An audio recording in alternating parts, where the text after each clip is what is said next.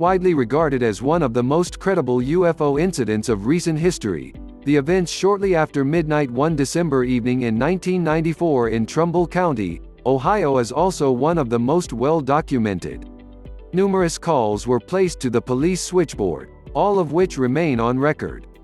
As is the dispatch communication between the switchboard operator and the police officers on patrol at the time. While there might be discrepancy as to what was seen on the evening in question, that the police officers and multiple members of the public alike witnessed something very solid and nuts and bolts is almost certain.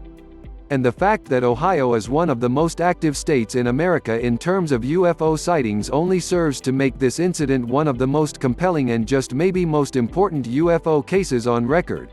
Before we look at the events of the night in more detail, check out the video below. It features some of the switchboard reports and police communication on the night in question.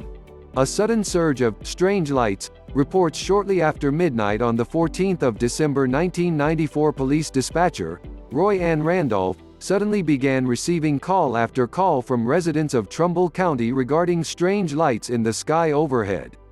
At first, she thought them to be the work of pranksters. Then, as they increased slightly, perhaps some of the locals had had one too many before heading home and witnessing a normal aircraft through blurry eyes.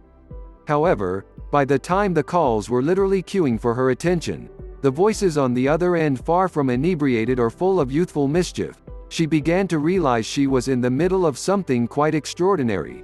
She would notify the police department in Liberty Township due to the wide-ranging number of calls. Patrolling officers were notified and asked to attend the scenes of the sightings. One of the first to reach such a location was Sergeant Toby Maloro. Maloro, driving along Sampson Drive, had already been alerted by a resident on the street of strange lights moving to the south. He would report back to the operator that he had visual confirmation of the lights and was about to investigate. As he proceeded down the street, however, his patrol car suddenly cut out. He made several failed attempts to restart it. As he was doing so, the entire area around him suddenly lit up from above. A huge circular object the size of a football field. Maloro would attempt to report the incident, but the car radio was as dead as the engine. As he looked upwards, he could see the lights were part of a huge disc-shaped craft. Maloro would later state it was at least the size of a football field.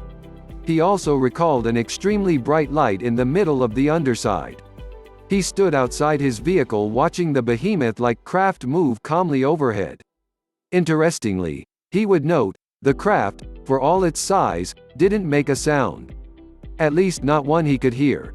He remained watching the circular object, hardly believing his eyes when he witnessed his car come back to life of its own accord as soon as the mysterious craft had vacated the vicinity. He jumped back in his seat and grabbed the radio, reporting to Randolph what had just occurred.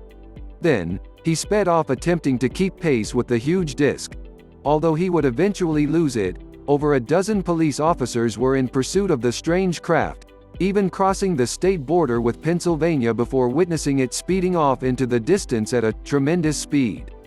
Several UFO researchers have spoken with the police officers involved, including Maloro, and their credibility is largely without doubt. The sighting of Lieutenant James Baker. A sighting on the same evening came from Lieutenant James Baker from the Brookfield Township Police Department. He was off duty and monitoring the communications over the police radio, fascinated with what he was hearing. At some point during the proceedings, he took to his patrol car to see if he could see anything for himself. He would eventually pull up near an abandoned radar tower. He exited the vehicle and climbed up the abandoned apparatus to obtain a better look at the surrounding terrain. After steadying himself, he was immediately presented with three bright objects in the shape of a triangle. He would note that the middle light appeared significantly brighter than the other two. He would also note, and report, that the lights changed color from red, yellow, blue, and green, in unison and purposely. With this in mind, and in response to the claims that the sightings were planets low in the sky that appeared to change colors, Baker would state over the police radio in no uncertain terms that, if they are those planets those guys were talking about, then they're planets with Christmas lights on. Incidentally, Maloro would also reject outright that what he had seen was the planet Mercury. Another popular opinion among skeptics of the case is that there was an object overhead, but that it was either a secret military aircraft or a standard military aircraft on a clandestine mission. There are several Air Force bases in Ohio, and 2 in the immediate proximity of Trumbull County. If it was a plane, Sergeant Maloro would offer later, then it must be a new plane. Because I have never heard of a plane that doesn't make a sound. No radar confirmation despite multiple visuals. The fact that the residents of Trumbull County, and Ohioans in general, live among a hotbed of U.S. Air Force bases perhaps makes them a little more experienced at picking out aerial anomalies than those who reside out in the country away from such regular activity in their skies.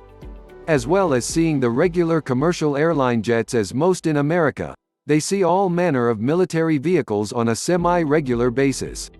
Certainly enough, many researchers would suggest, to be able to notice when something unfamiliar is overhead. Roy Ann Randolph would also contact the local FAA control towers to see if they had any radar confirmation of the apparent anomaly. To her dismay and concern, she was told that their radar covered a diameter of 60 miles around its central point at Youngstown. However, they had no record of any unusual activity. And furthermore, no confirmation of an anomalous object. This particularly concerned Randolph, as not only had she seen the object for herself visually, but she had over a dozen experienced police officers stating they too could or had seen it. She would further inquire as to whether there was any other aircraft in the area, to which she was informed no other aircraft was over Trumbull County, and nor had they for most of the evening. Interestingly or not, UFO researcher Kenny Young would carry out one of the most extensive investigations into the incident. He would speak with each of the police witnesses in person. When he made a request for the official documents regarding the sighting through the Freedom of Information Act, his request was denied. Make of that what you will. It is hardly the behavior of a department that has nothing to hide. About a case that is apparently insignificant.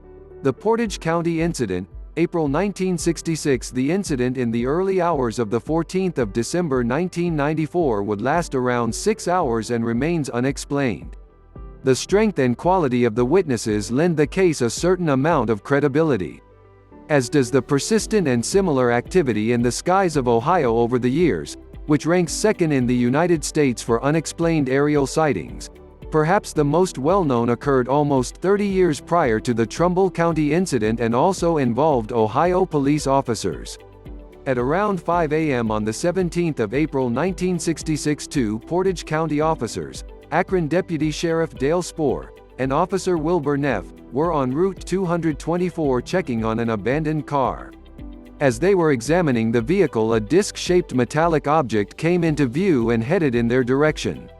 An intense bright light shined down from the underside of craft, making the scene appear like high noon. It remained hovering slightly overhead.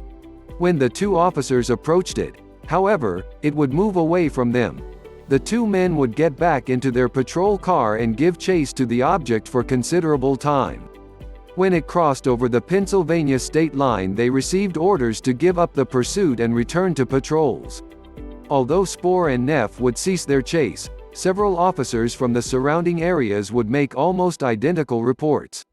What is perhaps most tragic, though, is the ridicule Spoor and Neff would receive following their report. So much so that they would quit the police force and never speak of the incident again.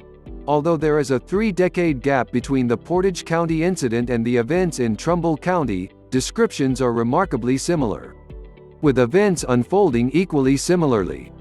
Might there be a connection? If you like this video, please give us a thumbs up and subscribe to our channel. It is safe, quick and easy. Please hit the bell icon so you will be informed when we come out with a new video.